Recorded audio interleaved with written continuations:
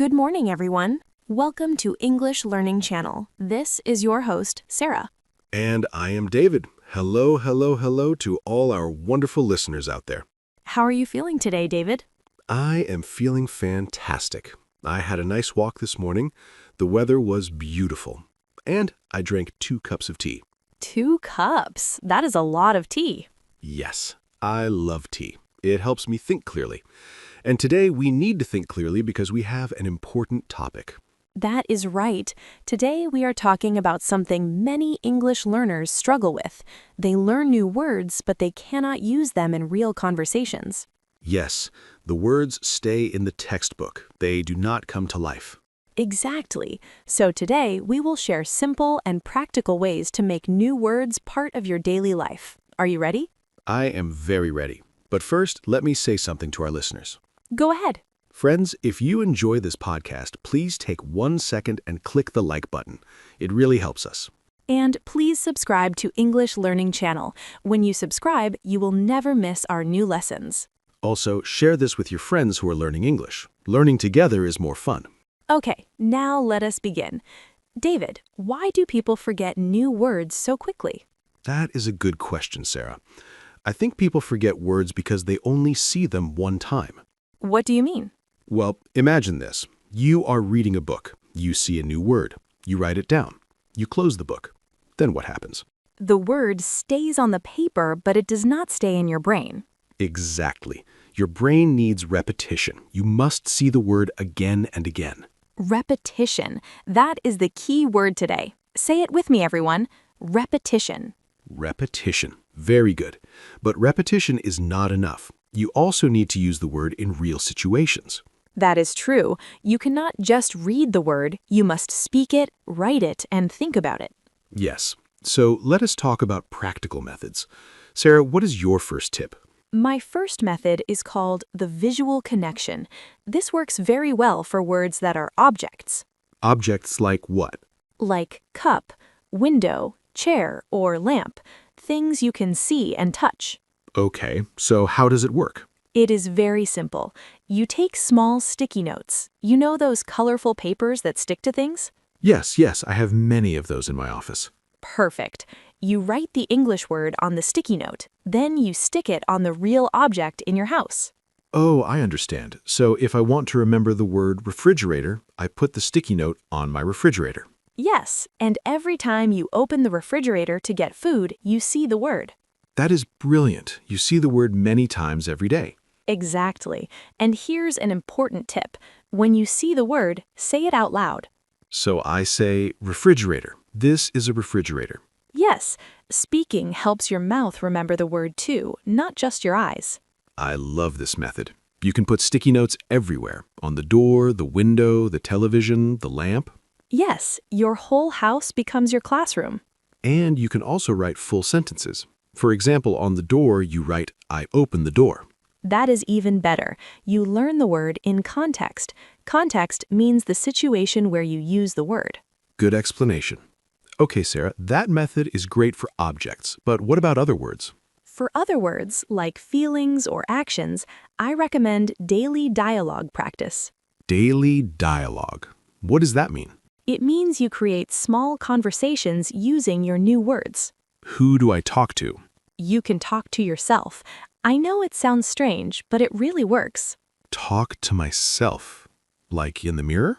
Yes, stand in front of the mirror, look at yourself, then create a short story using your new words.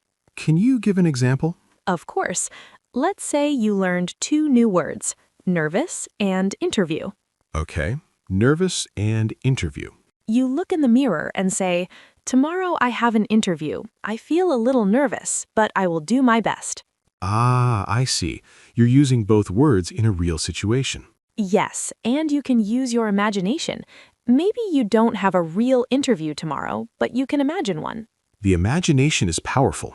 I sometimes practice English by talking to my cat.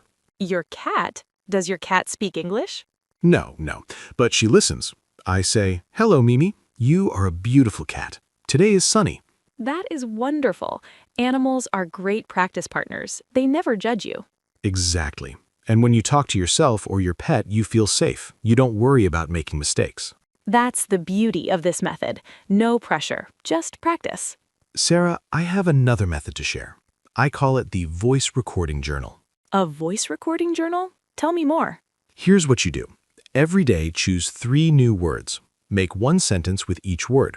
Then record yourself saying those sentences. So you listen to your own voice. Yes. Let me give you an example.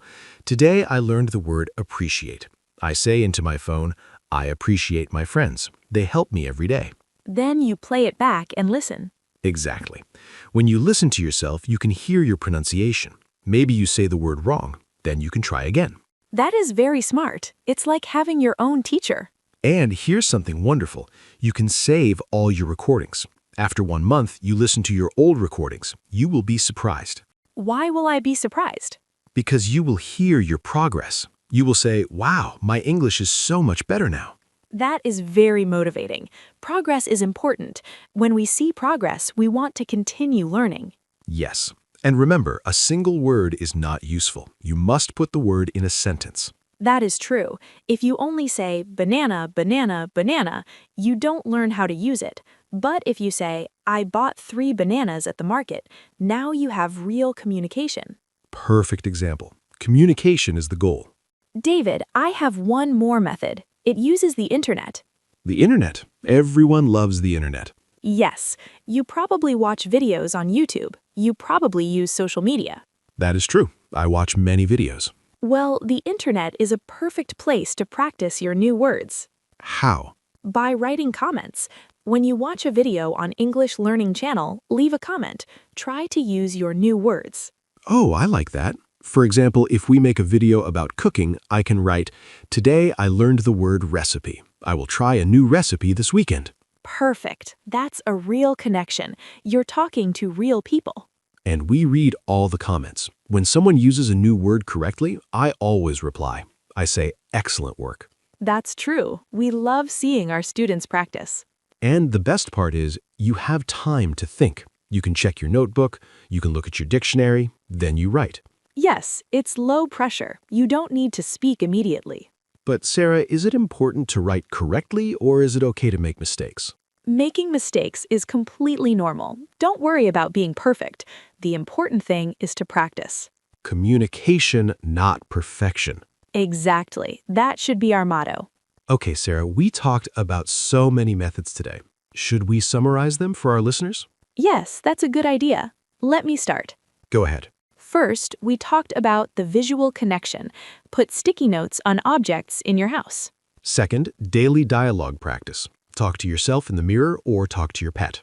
Third, the voice recording journal. Record sentences on your phone and listen to yourself. Fourth, digital connection. Write comments on YouTube and social media using your new words. Fifth, real-world labeling. When you walk outside, label everything in English in your mind. And sixth, emotional connection. Connect words to your memories and feelings. These methods are simple, but they are powerful. You don't need expensive materials. You just need dedication and practice. And most importantly, you need to be brave. Don't be afraid to make mistakes. Mistakes are how we learn. Every mistake teaches you something. Well, David, I think we're reaching the end of our time today. Yes, this was a wonderful conversation. I hope everyone learned something useful. Before we finish, let's ask our listeners a question. Good idea. Everyone, please leave a comment below this video. Tell us one new English word you learned this week. And try to use that word in a complete sentence in your comment. We will read every comment, and we will reply to many of them. This is your chance to practice the digital connection method we talked about today. Start practicing right now. And please remember to subscribe to English Learning Channel. Click that subscribe button. Yes, and click the like button too. It helps us create more content for you. And share this video with your friends. Learning English is better when you do it together. Thank you so much for listening to us today. We will see you in the next lesson. Keep practicing, keep learning, and remember, every word you learn brings you closer to fluency. Goodbye, everyone. Goodbye. See you soon. Happy learning.